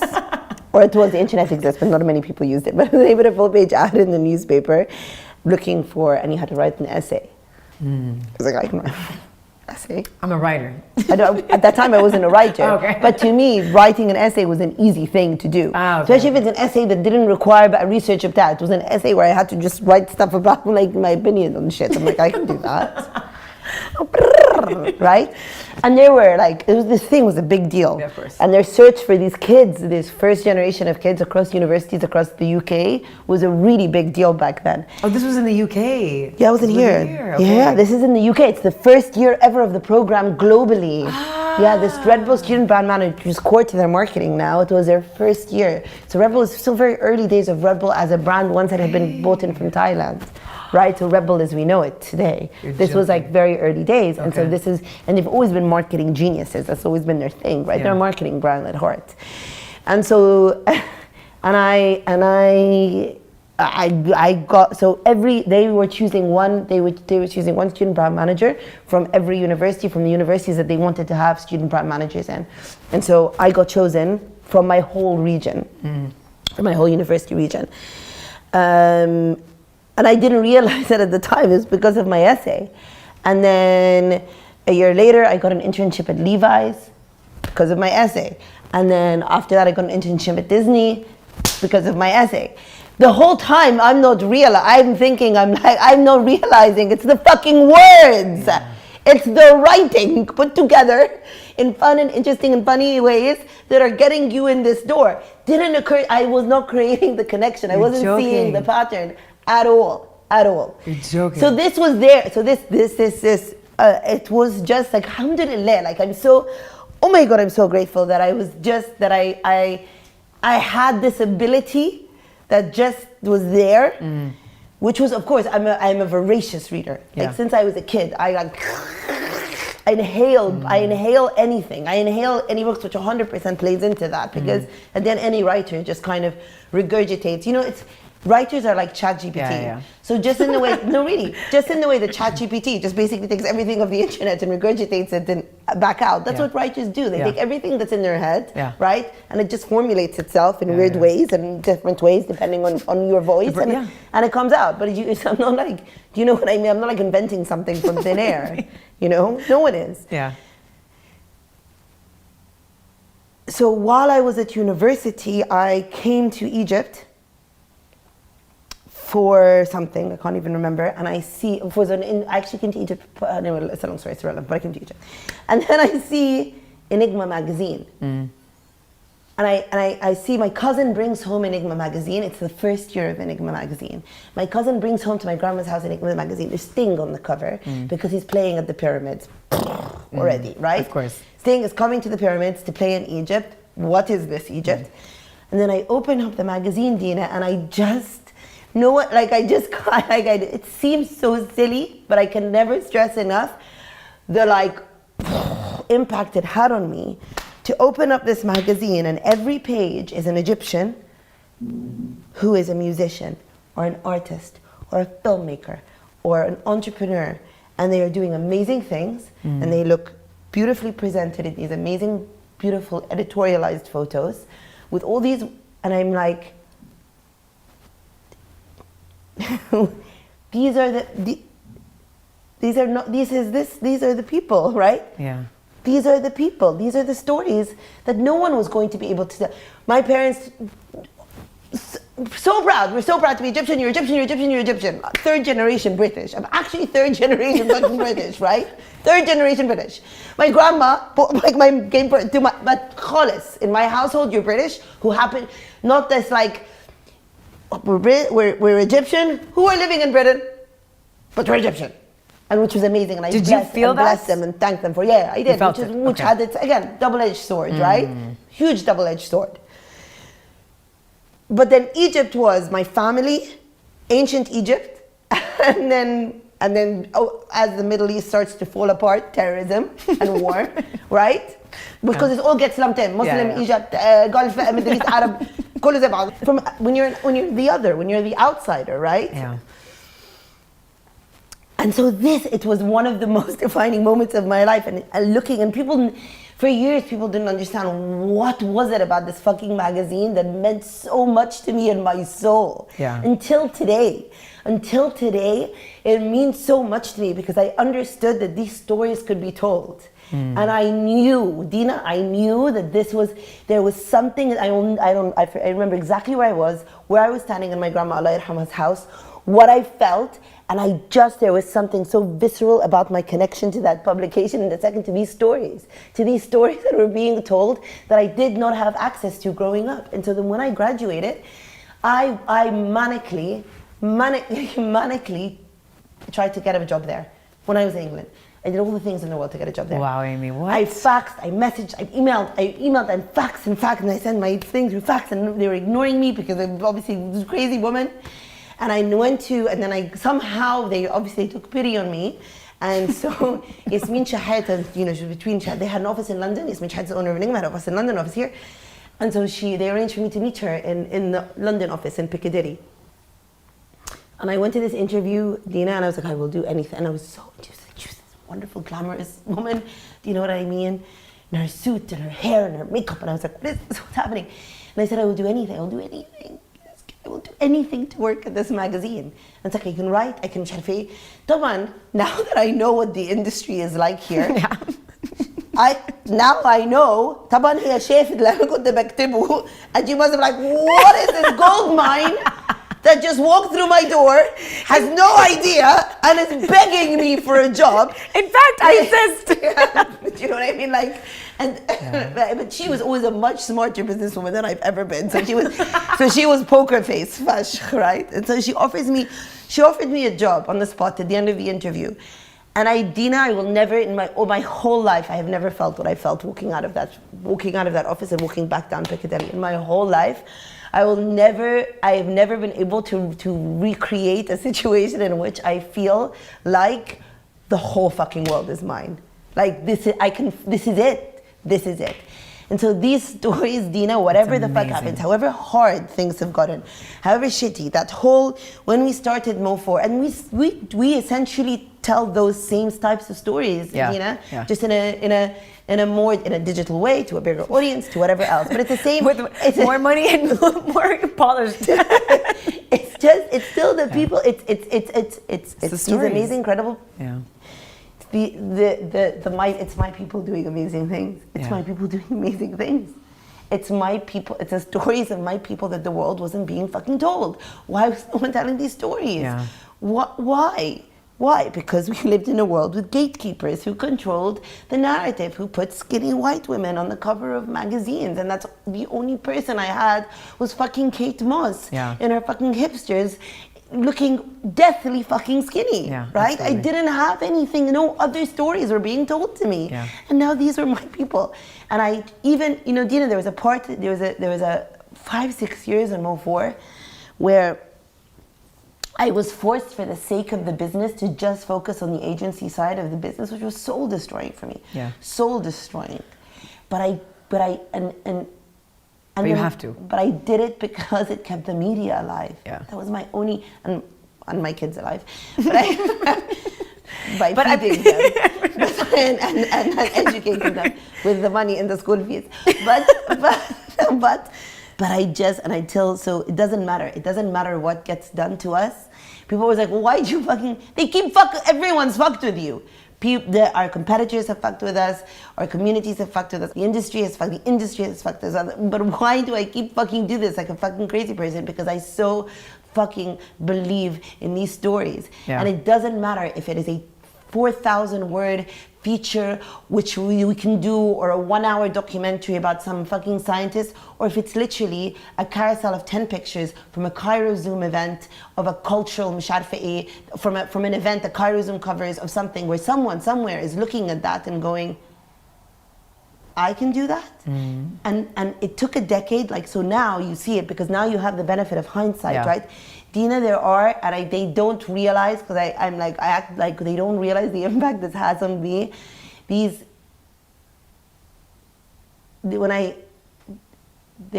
an entire good few generations now, because I'm turned 43 this year, and we started the company 2012.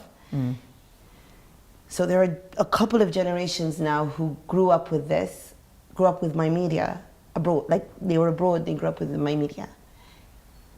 There are people who have moved to Egypt, who have moved, talented, fucking amazing people who moved back to Egypt because they saw because they saw these stories. There are people who felt more comfortable in their own skin because they saw these stories. Absolutely. There are people who understood what was possible for them and didn't have that sense of isolation because they saw those stories. And I'm like, you can say what the fuck you want. I understand the impact that this has, and I wake up in the morning, and whatever else bullshit that I have to deal with, when someone goes, hey, did you hear about this person? And I'm like, oh my God, right? Yeah, let's do it. Let's write about them. Let's do it. Let's chat. That's why when people come to me, whether it's, these events or these conferences or whatever else, I'm like, I will never get over the privilege of that. And I will never get over that was me. Do you know what I mean? I created the story. I created the stories that I didn't have. And stories, Dina, I say this all the fucking time and it sounds so cliche. The stories we tell ourselves define us. The stories, it's like you always say, you always, when we're training in the morning, you always say something nice to yourself, say something positive to yourself, because what you say to yourself is what you believe, right? But we're surrounded by stories every day. And the stories you tell yourself about who you can be and what's possible for you, and the stories you see about other people and what they can do, that's what defines you. And to have this tremendous privilege to put those stories out of the world is something that I'm so humbled by and feel forever blessed by. And so whatever goes on in the morning, that I wake up with my health and the ability to tell those stories, it's the joy of my life.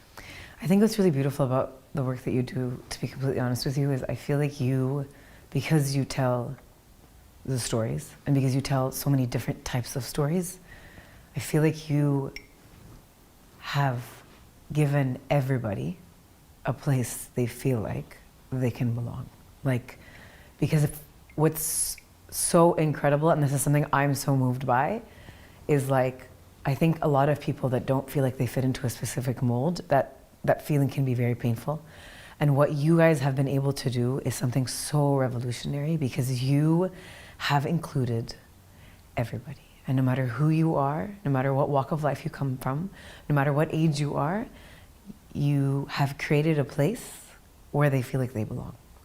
And then everything is okay. And I think that's really so much reflected in like when you walk into your offices, and that's reflected into all the different platforms that you've decided to create. You've created a beautiful space where people can come and feel like they can come as they are, and they feel like they can belong, and they can see themselves in one of your stories, because you don't discount anything, and then you can include everything, and you give everybody a chance at being seen, and you give everybody a chance to feel connected to the world around them in ways that I think we never had that privilege before. And so I think it's absolutely incredible that, like, as you're saying that, that actually is what has become real, you know?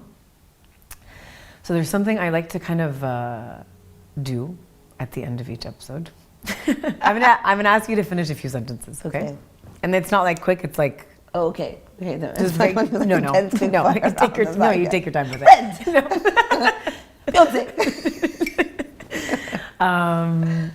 Okay.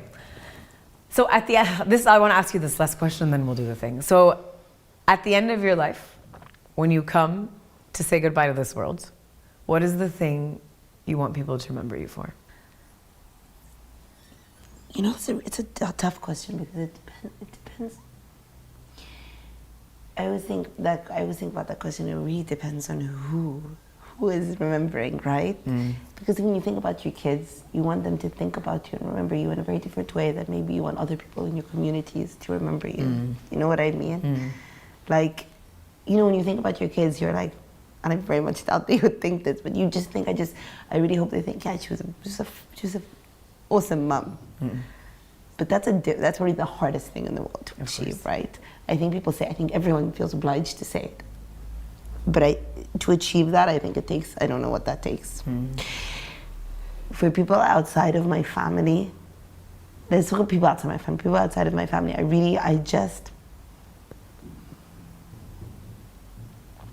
it sounds something so stupid, but I always hope that people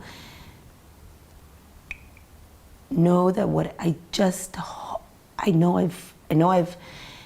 I hope people understand that everything I did was with the best of intentions, right? I just hope people understand I've genuinely, and I know there's been fuck-ups, and I know there's been things that have gone wrong, but it was never,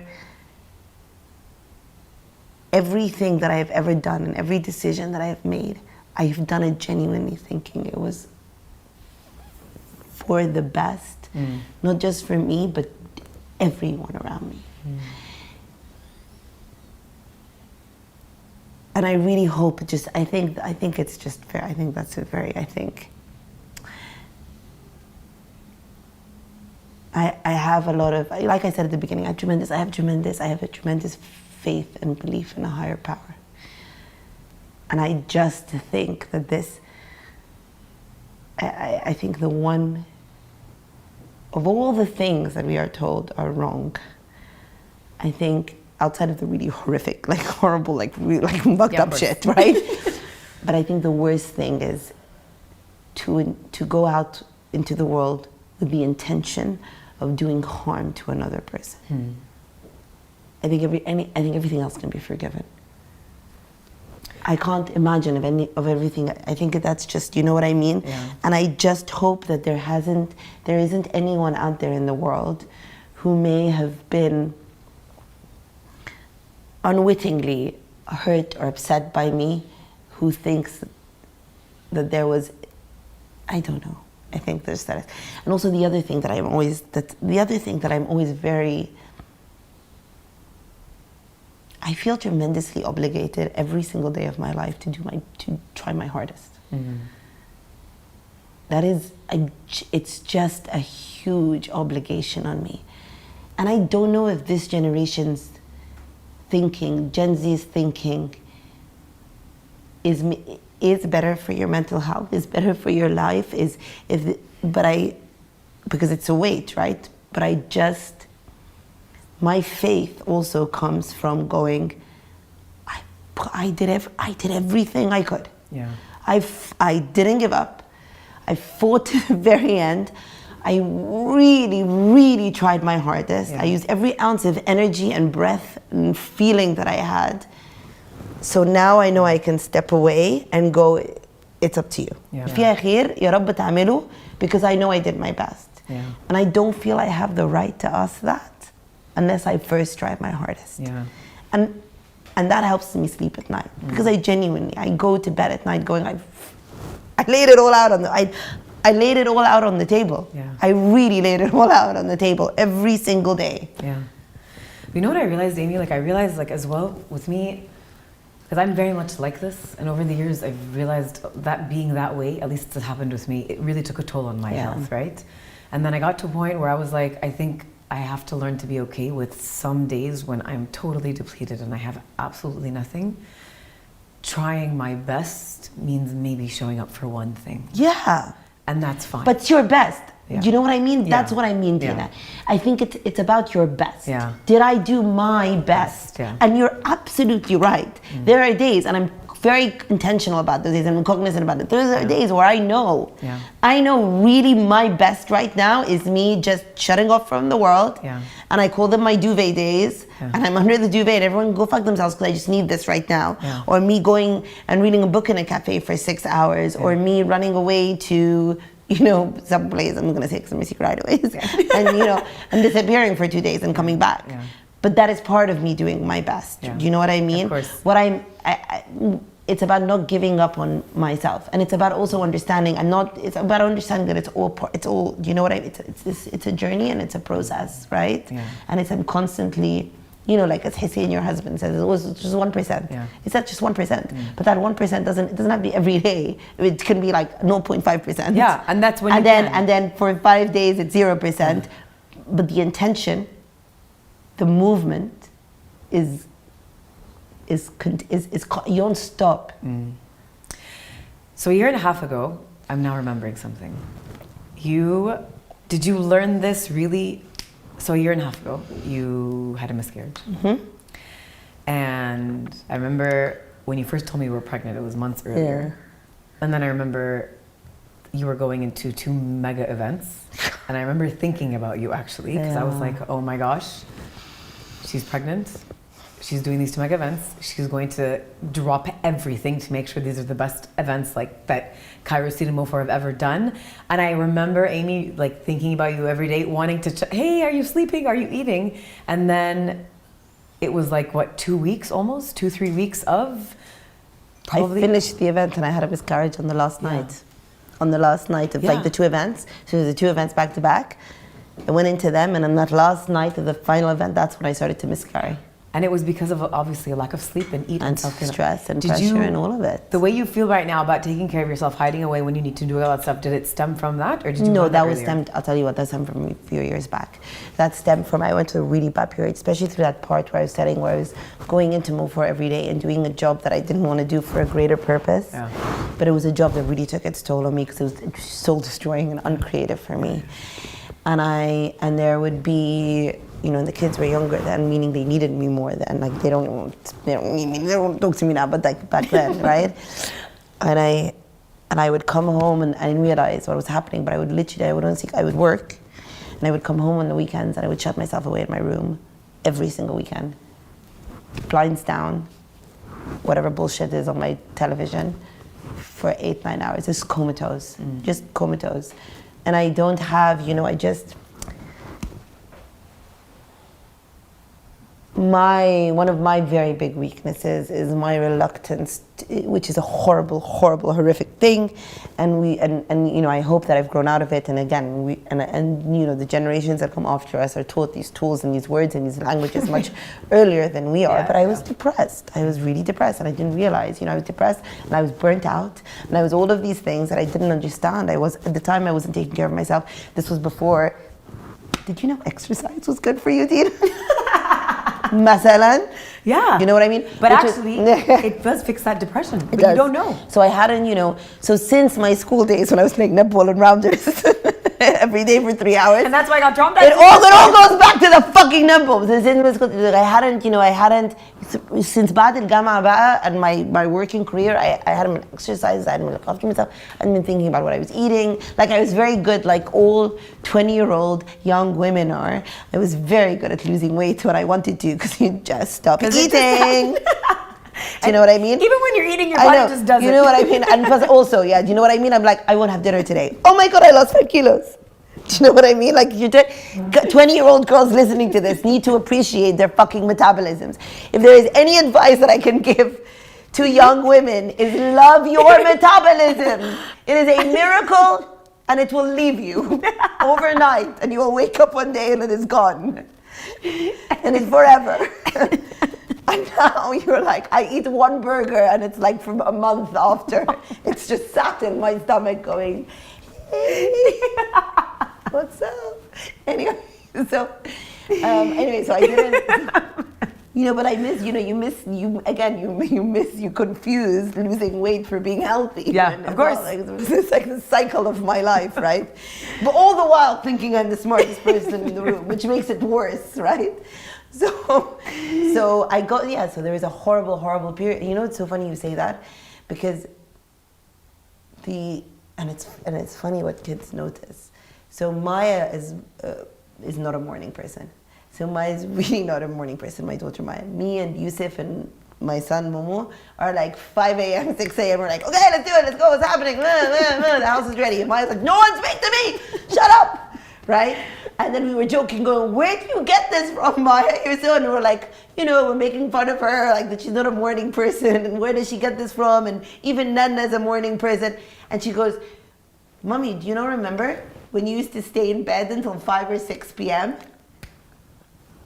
At first I was like, right? Because there's no one can fuck with your insides more than your children, of course. And I'm like, fuck, that was like, she was 6 at the time, she's 10 now. She was 5 or 6 at the time, maybe 5. And she remembers that. And she was watching the whole time, said nothing. She remembers, because obviously I'd have to wake up to go to school, to work early, but not during the weekends. And so she remembers. She remembers me literally staying in bed all day at the weekends, not doing anything with them, not taking them anywhere, Dina. Blinds, I could not function. And I didn't even, and this is my stupidity, it's not like I can sit here and go, and then I had this revelation where I realized that I was depressed and burnt out. And I needed to look after myself. I didn't have that I didn't have it, right? I didn't have it, because I'm also, as we now have these obviously I obviously was very high functioning depressive, right? Yeah. And I understand that about myself now. So I understand when I'm going into those dark spaces, and I understand because of work and because of pressure and because it's a again, context. People go through really bad shit. It's not that. Yeah. But there is a huge weight in waking up every morning, and there are 300 people in an office whose livelihoods quite literally depend on you doing your job. Yeah. Whether you're sick or whether you're good or whether you're sleeping, and at the same time you also have 2 small humans, right? But alhamdulillah, Yusuf is there, right? So I'm like, Yusuf is there. And then also as a family business, there's the added weight and pressure and burden of 300 people, but there's also the 4 of us and the families that we've built that are dependent on us not fucking this up. Quite literally. And this isn't a situation, whatever people think, whatever weird rumors exist out there about who we are or what we do or anything. We built this from scratch. We built this. from scratch. Yeah. We built it from scratch with blood, sweat, and tears, and fuck ups, and successes, and failures, and getting up again and again and again and again and again. There, nothing. No one gave us money. No one gave us an office. No one gave us a gift. No one gave us anything. Yeah. Other than a sense of grandeur and delusion. That was all my parents. And we gave it to ourselves. Yeah. They told us we could do anything we wanted if we put our mind to it, and we fucking believed them like idiots. But they're right. Turns out they're right. And so that I didn't realize what I told, like, you know, I didn't realize, and I spotted a pattern, like emotional moments. When I got to that space, the first thing that I always repeat is, it's too much, I'm so tired. It's too much, I'm so tired, because it's a constant, you wake up in the morning and you're like, Wired. you have to be wired. It's not like you have an option. You don't have an option at this stage. So it took me it took me a long while, and going through that very, very dark, low, depressed space, to understand that I will not, this is my life, for better or worse, and I'm tremendously blessed that I have these opportunities. I'm tremendously blessed that I am not only able to feed my family, but there's the four of us who are able to feed all our families and build a space for all of these people. That is a blessing and a privilege. But the burden of that will not go away. So the solution is not to make it go away. The solution does not come from quitting or walking away. The solution is in learning yourself how to regulate your own emotions. Yeah. And figuring out the tools, and everyone is different, but figuring out the tools that you need to regulate those emotions. And so one of those things for me was working out. And that was like, it was just, I started off by, and again, I always take tremendous issue in people creating stories in hindsight, right? Yeah. It's always very easy in hindsight to go, this led to that, which led to this. Yeah. But it's mostly bullshit, Our origin stories are bullshit. They come in hindsight. The reality is I did not connect that period. I wasn't trying to solve that depression by working out. Yeah. I wanted to lose weight. Yeah. Right? Yeah. So I started working out at first just to lose weight. Yeah. And then I realized, fuck the weight. I feel amazing. Yeah. I feel amazing. I feel strong. I feel strong in myself. When Yeah. you feel physically strong, you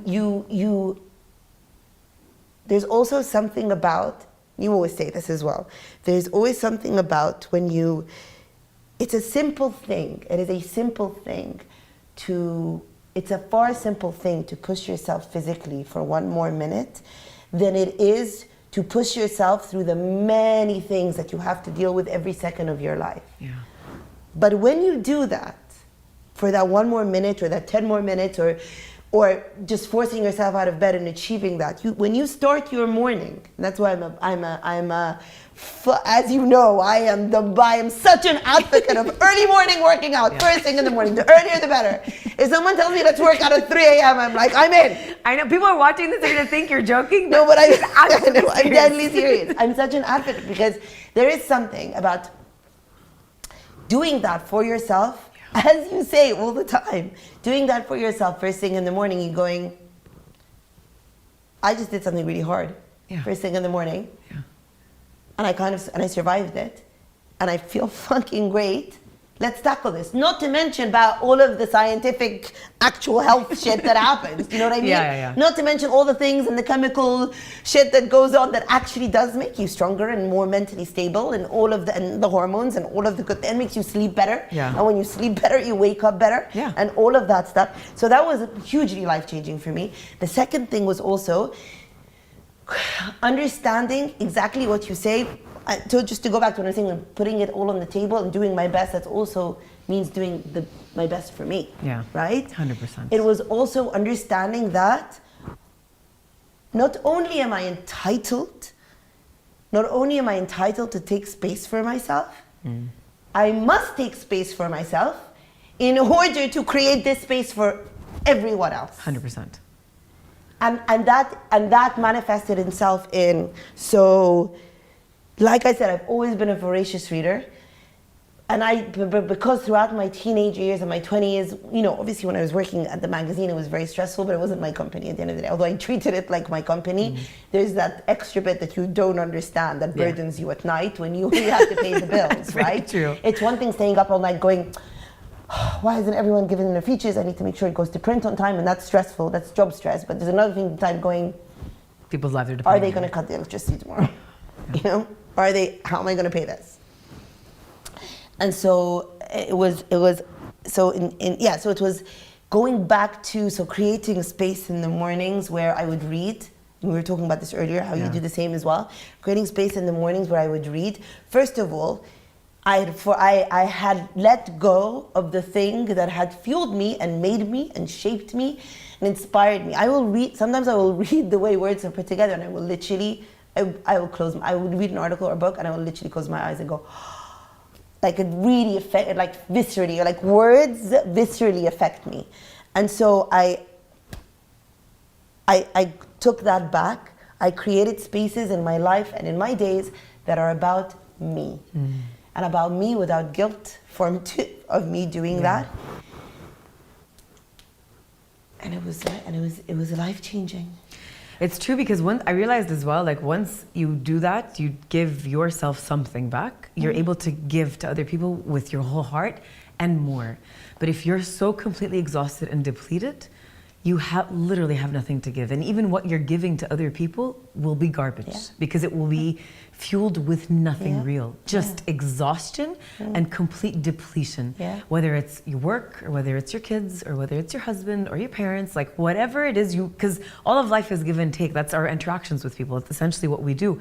And if we do nothing for ourselves in the way that we actually need, we can never have anything to give back to people in the way that will actually be useful, beneficial, and helpful for other people, you know? Exactly. That's something I learned much later on in life. Oh, isn't it funny how long it takes you to figure that out? Just actually recently. But I think it's our generation as well, because again, we weren't given the vocabulary, we weren't given the tools. I don't think this other generation has that problem. I mean, I know they don't have that fucking problem. I know they don't, because then it's amazing. And as much as it fucks with my sense of discipline, I have so much respect for these kids when they come to me and going, I'm exhausted. I worked all weekend, so I'm going to take a day. Yeah. And I can't, and I'm not, I have no viable reason to go no, other than my own instinct to go, we will work 24/7. You know what I mean? Like, I'm like, okay, you do that. Yeah. You do that. Yeah. You take a day and you come back, right? But also, and this is what you learn, and also this is the thing that you forget or you're not taught, is when you're in a position of leadership, you can really unintentionally do harm to people around you when you're a shitty leader, right? And so doing that for yourself becomes a human obligation towards the people around you. That is one of my, I know that I'm a much better leader than I was when I started out. I know that for sure. I think people who have gone through the journey with me would say that, and I think people who listen to people who work with me now, compared to people who worked with me Zaman, and you hear the different stories, they're like, it's not the same fucking person. By the way, yes, because I didn't know you back then, but I heard stories about you back then. And now, one, I know you, so I know you in a different space, but I also hear what people say about what it's like to work at Mofar, and it's like a completely different company. Night and day. And I didn't realize, I had no sense of the impact that I had literally, Dina, zero sense of the impact that I was having on the energy around me. I didn't know. Because I knew I was coming from a place of good intention. And also, I've never been motivated by making money. I'm not an entrepreneur, I'm a storyteller, right? So I've never been, because I've never gone and go, I will do this in order to make more money or in order to cut costs. I felt even more kind of like, well, my intentions are good. Do you know what I mean? Yeah. I want us to do this because I just want us to do the best possible job. Yeah. And I want us to do this for the client. Because remember, so I couldn't understand how some of the things that I was doing with those good, just because your intentions are good doesn't mean that, you know what I mean? It's two separate things, right? And so that is, and so that was a big learning for me. Like I have to take accountability and responsibility for how every single thing I say and do and the energy that I bring into the space affects everyone around me. And so me getting my shit together from a human perspective, is a human obligation to the people around me. Yeah. Because I don't have a right to go in and just be shit. Yeah, absolutely. Oh my God, that is such a profound realization, because essentially you are the human being running the company filled with other human beings. And if you don't evolve as a human being, you're going to drive your company into the ground, because I think they're always talking about like business evolution. But I think the thing that we're always missing in the business world is this idea of human evolution in order for real business evolution to take place, you know? I am ready to forgive. Myself. I want my legacy to be.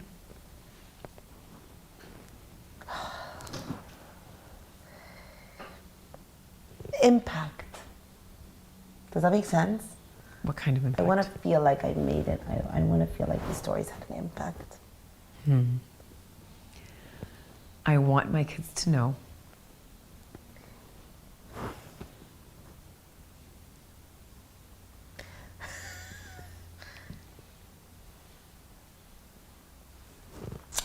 I want them to know that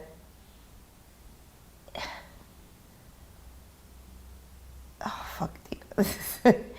I want them to know that although I may not have been around all the time,